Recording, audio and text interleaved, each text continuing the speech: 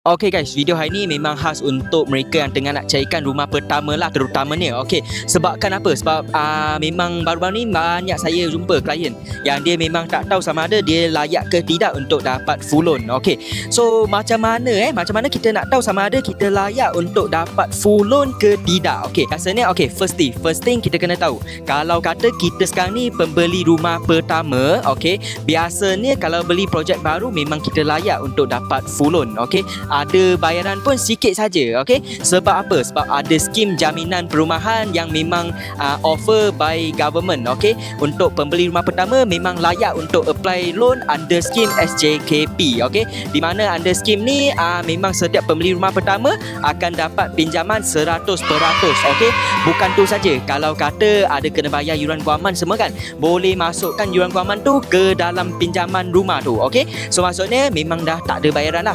Okay, kedua, untuk mereka yang dah pernah beli rumah, jangan kecewa, memang ada peluang lagi untuk you guys dapat full loan. Sebab apa? Sebab dalam pasaran sekarang ni memang kebanyakan projek ada buat rebate. Okay, rebate tu maksudnya macam mana?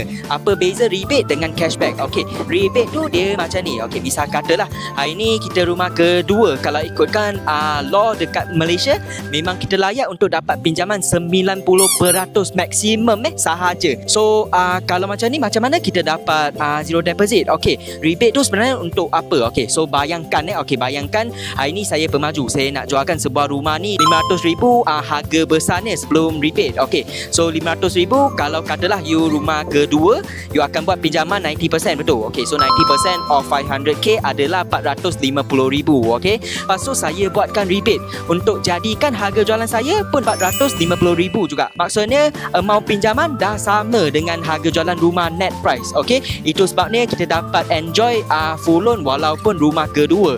Pasal cashback tu saya akan ceritakan dalam next episode lah. Okay, so untuk siapa-siapa di Melaka yang nak carikan rumah, okay, lepas tu tak suka nak deposit, persen pun tak nak bayar, okay, kalau macam tu boleh DM saya. Tak kisahlah rumah pertama ke rumah kedua, saya ada projek yang sesuai untuk anda. Tapi of course kita akan recommend based on location yang you guys suka. Okay, tapi of course kalau kata town area, janganlah expect 200k. Okay, so itu saja untuk video hari ni. Untuk siapa yang minat nak carikan rumah, nak full loan, nak tahu pasal loan, okay, contact saya, WhatsApp saya untuk dapatkan info lanjut. Okay, sekian, terima kasih, thank you.